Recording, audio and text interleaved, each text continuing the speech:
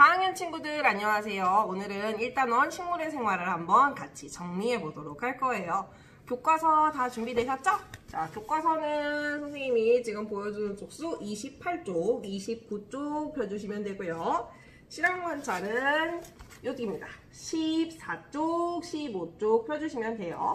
오늘 선생님이랑 같이 과학책 정리해보고 실험 관찰 정리 같이 해보도록 할게요. 그래서 우리가 이번 단원은 만나서 수업을 하지는 못했지만 이 내용은 우리가 꼭 알고 있어야 되는 내용들이니까 여러분 잘 몰랐던 게 있으면 정리해서 잘 정리를 머릿속에다 꼭꼭 해놓으시기 바래요. 알겠죠? 자, 그러면 교과서 준비해 주세요. 먼저 교과서 28쪽입니다. 식물의 생활 첫 부분에서 우리는 식물을 어떻게 분류할 수 있을지에 대해서 공부를 했어요.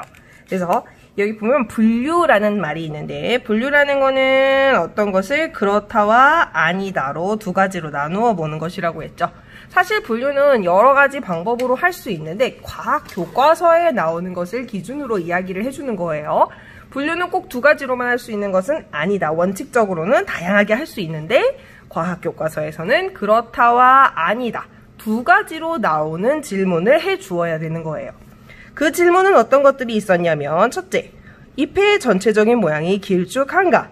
그럼 이것에 대한 답변은 그렇다와 그렇지 않다로 나눌 수 있는 걸로 분류 기준을 세워줘야 되는 거예요.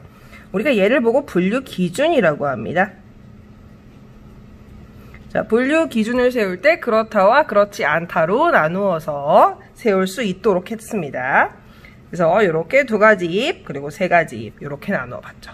자, 그 다음 두 번째, 잎의 끝 모양이 뾰족한가에 대해서도 역시 이 부분이 뾰족한 친구들, 아닌 친구들, 그리고 잎의 가장자리가 톱니 모양인가에 대해서 그런 친구들, 그렇지 않은 친구들.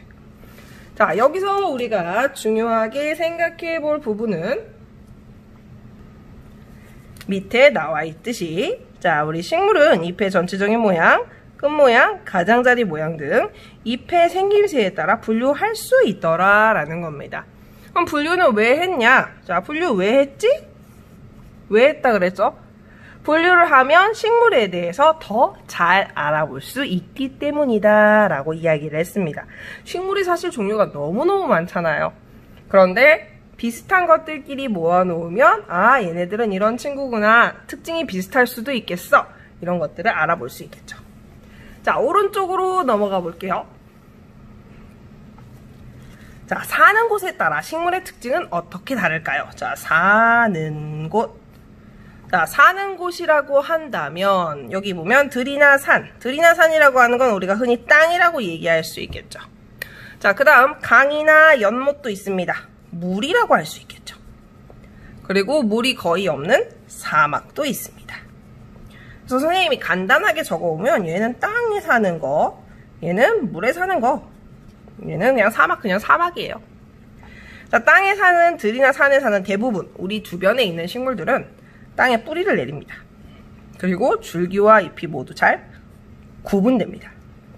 풀은 대부분 한 해만 사는 한 해살이 식물, 즉 씨를 뿌려서 이 친구가 생활하는데 한 번 살고 이제 다시 죽고 또 씨를 뿌리고 또 한 번 살고 죽고 이렇게 하지만 나무 같은 경우에는 여러 해 살이, 올해 씨를 뿌리고 열매를 맺고 그치만 그 나무는 그 자리에 그냥 그대로 있고 내년에 또 그 자리에서 자신의 몸을 키워가면서 계속 여러 해 동안 살아가는 식물이 나무가 되겠죠. 그래서 풀과 나무의 특징도 여러분 잘 알 수 있겠죠? 근데 물에 사는 식물은 물 속에 사는 애, 물에 떠서 사는 애, 잎만 물에 떠 있는 애, 잎이 물이 높이 자라는 애, 종류별로 또 4가지가 있네요. 자, 물 속에 잠겨 사는 친구들은 줄기가 물의 흐름에 따라 잘 휘게 되어 있다 그랬죠. 왜 그렇다 그랬죠?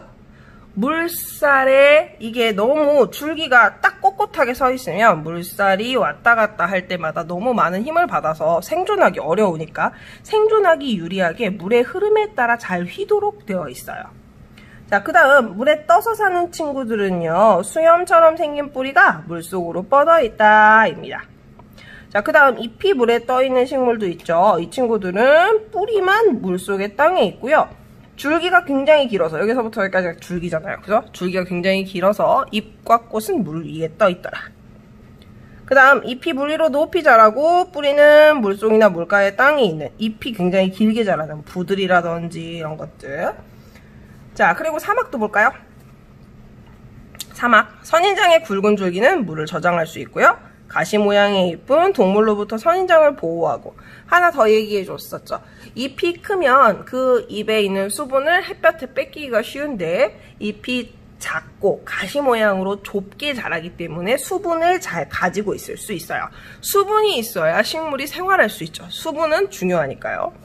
그래서 중요한 거, 식물은 사는 곳에 따라 생김새와 생활 방식이 다른데 이걸 보고 우리는 적응했다라고 이야기를 합니다. 적응한 겁니다. 우리도 잘 적응해야 되겠죠. 처음에는 마스크가 너무너무 불편했지만 지금은 마스크를 아주 생활 속으로 그냥 매일매일 쓰고 다니는 것처럼 우리가 적응하듯이 식물도 천천히 적응해 나갔어요. 그럼 우리 생활에서 식물의 특징을 활용한 예에는 어떤 것들이 있느냐? 자, 여기 단풍나무 열매인데요. 이거 멀리서 하늘 높이에서 떨어뜨리면 이렇게 빙글빙글 돌면서 떨어지는 거 여러분 본 적 있어요? 없나요? 선생님 집 앞에 단풍나무가 있는데 단풍나무 열매가 이렇게 생긴 게 이게 지금 요거보다 조금 더 커요. 한 요만한 사이즈로 요 모양대로 약간 그냥 길 가다 보면 아, 이게 뭐야 싶은데 이거 하늘 위로 높이 올린 다음에 딱 떨어뜨려 보세요. 그냥 나풀나풀 떨어지는 게 아니라 빙글빙글 돌면서 떨어져요. 그래서 요 단풍나무 열매의 생김새를 활용해서 날개가 하나인 선풍기가 이렇게 있네요. 생김새가 닮았죠? 그 다음 연잎은 어떻게 된다 그랬죠? 물을 잘 보관할 수 있잖아요. 그죠? 자, 그것 특징에 활용해서 물이 스며들지 않는 옷도 있었고요. 그 외에도 다양하게 우리 수업 시간에 알아봤습니다. 자, 그래서 식물의 특징을 활용해서 다양한 생활용품을 만들었더라 라는 겁니다. 자, 요 내용을 정리해 봤으니 이제 실험 관찰로 넘어가 보도록 합시다.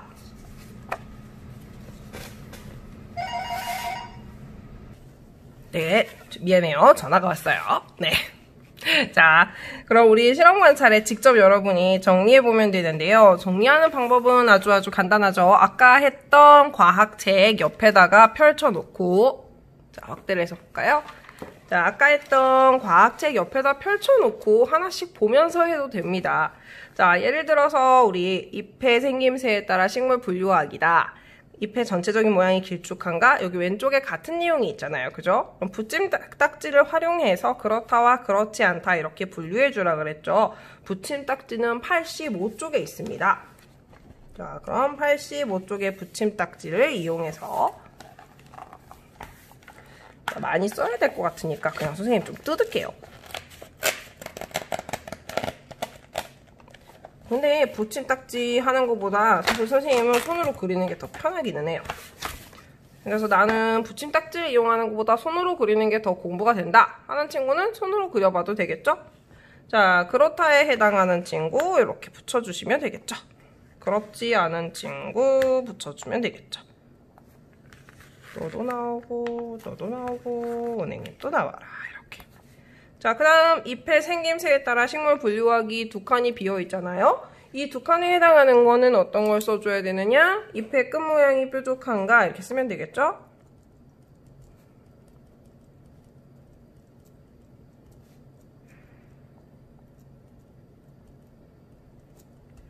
근데 여러분 꼭 이 내용을 과학 교과서에 있는 것만 해야 되는 건 아니에요. 이렇게 하는 방법이 있다라고 선생님이 안내를 해주는 거지. 여러분이 직접 나름의 기준으로 여러분이 스스로 해봐도 됩니다. 자, 잎의 끝 모양이 뾰족한가? 그러면 이렇게 두 가지로 나누고 그렇다, 아니다 이렇게 쓰면 되겠죠. 자, 잎의 끝 모양이 뾰족한 친구, 이 친구, 그 다음 뾰족한 친구, 이 친구, 그리고 뾰족한 친구, 이 친구. 자, 아닌 친구도 붙여주면 되겠죠. 이렇게 아닌 친구. 자, 그러면 잎의 가장자리가 톱니인가 해도 되고 아니면 여러분이 원하는 다른 기준으로 해서 그렇다, 아니다 해서 기준과 여기다 기준을 적어주고 그 다음에 여기에 해당하는 붙임딱지를 붙여보세요. 어려우면 교과서 참고해도 된다 그랬죠? 자, 그 다음 사는 곳에 따른 식물의 특징이라고 되어 있는데요. 이거는 직접 여러분이 써볼 수 있도록 이렇게 칸이 정해져 있네요. 자, 먼저 들이나, 산, 두 번째 강이나, 연못, 그리고 마지막으로 사막 이렇게 되어 있죠. 그럼 들이나 산에 사는 식물들의 특징을 이렇게 적어 보시고요. 선생님 모르겠어요 하는 친구를 위해서 항상 교과서를 참고하면 되고, 내가 교과서를 보고 쓰는 것도 도움이 되지만 안 보고 기억해서 쓰면 더 좋고, 보고라도 쓴다면 그거는 두 번째로 좋은 일입니다. 하지만 아무것도 안 한다면 머릿속에 남는 것도 별로 없더라 라는 겁니다.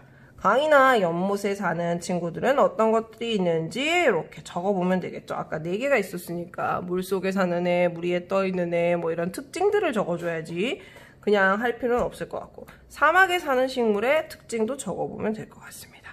자, 그리고 사는 곳에 따른 식물의 특징에서 가장 중요한 내용은 뭐다? 적응하고 산다라는 겁니다. 식물은 적응해서 사는 곳에 따라 다 다르더라 라는 내용이 제일 중요한 거죠. 자, 그리고 식물의 특징을 활용한 예는 어떤 것들이 있는지 여기 이렇게 사진이 다 나와 있어요. 자, 칸을 다 적어줬어요. 보고 그냥 그리면 되겠죠. 단풍나무 그려도 되고 붙여도 되고, 단풍나무 잎이 날개가 하나인 선풍기로, 그 다음 연잎이 어떻게 됐죠? 연잎이 물이 스며들지 않는 옷으로. 자, 스티커만 붙여보는 것은 큰 의미가 없을 수 있어요. 여러분이 직접 내용을 밑에다가 적어본다면 더 큰 도움이 될 겁니다. 내가 그냥 읽어보는 것보다 내가 읽고 내가 말해보고 친구에게 가르쳐줘보고 이런 것들이 훨씬 공부가 잘 된다고 하죠. 자, 뒤로 한 장 넘겨봅시다. 자, 확인 문제는 여러분 지금 영상을 멈춰놓고 여러분이 직접 17쪽, 16쪽, 17쪽 두 개 다 지금 풀어보세요. 다 풀고 요거의 답은 다음 시간에 선생님이 풀이와 함께 알려주도록 하겠습니다. 오늘 여기 16, 17쪽 반드시 풀고 휴식하시기 바랍니다. 여러분 안녕!